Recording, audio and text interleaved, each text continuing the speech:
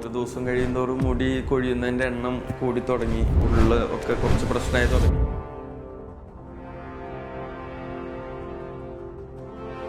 നമസ്കാരം, ഞാൻ ഡെയിൻ. ഞാനിപ്പോൾ ഉള്ളത് വൈറ്റ്ല എയറോക്രാഫ്റ്റ് ക്ലിനിക്കിലാണ്. അപ്പോൾ കുറച്ച് നാളായിട്ട് നമ്മളുടെ ചുറ്റുമുള്ള പലരെയും പോലെ ഞാനും ടെൻഷൻ അടിക്കുകയും വിഷമിക്കുന്ന ഒരു റീസണായിരുന്നു എൻ്റെ മുടി കൊഴിച്ചൽ. അപ്പോൾ ഷൂട്ടും കാര്യങ്ങളൊക്കെ ആയിട്ട് ഞാൻ എൻ്റെ മുടിയെ പല വിധത്തിലാക്കി. അപ്പോൾ മുടി തിരിച്ചെനിക്ക് റിയാക്ട് ചെയ്ത് തുടങ്ങി. അപ്പോൾ ഓരോ ദിവസം കഴിയുന്തോറും മുടി കൊഴിയുന്നതിൻ്റെ എണ്ണം കൂടി തുടങ്ങി.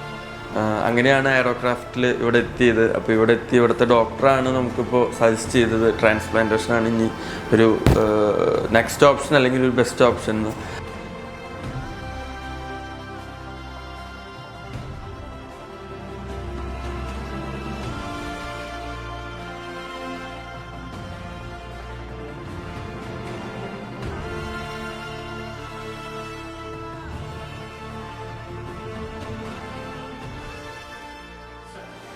Hello, hi. ഞാനിപ്പോൾ എയറോക്രാഫ്റ്റിലാണ്.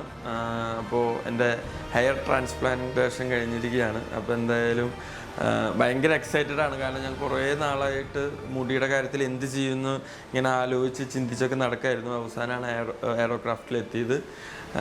ഇപ്പോൾ അതിനൊക്കെ ഉള്ളൊരു ഉത്തരം കിട്ടിയിരിക്കുകയാണ്.